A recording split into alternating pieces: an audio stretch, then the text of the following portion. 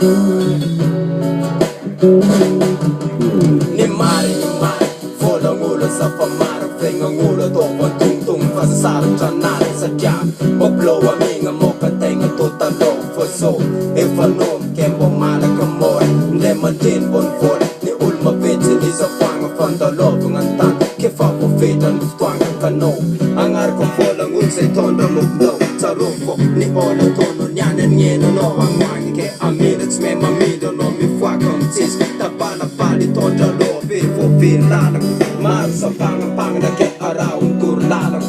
Fasam simo vita tenga na ilengin dendek. Nyul mabit mangyat web til tanul pat mafana. Fustungan yan mga tanwap sengas mama. Ipanong sa tingin. Lientro awan. Ligro skes hong tanwa ko karat Mitek sa ano ganti.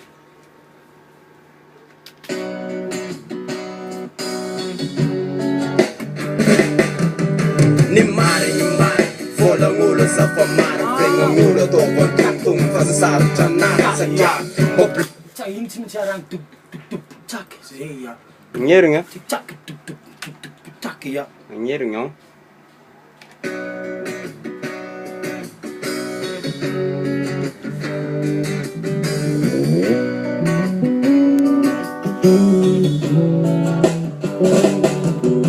Ni mari, fola ngulo sa pamara, flinga ngulo to pon tung fa sa tranana sa dia. Oblo a minga mo ka tenga totalo for so. If I know kembo mala kamoy, le matin bon fol. Ni ulma bitch ni sa panga fantalo ngantan. Ke fa po fedan twanga kano. Angar ka fola ngul sa tondo mukdo. Sa roko ni ola tono nyanen ngeno no angwangi ke aminats me mamida no mi fuakam tis. Tapala pali tonda lo be fo finlalang. Mar sa panga na ke araun kurlalang.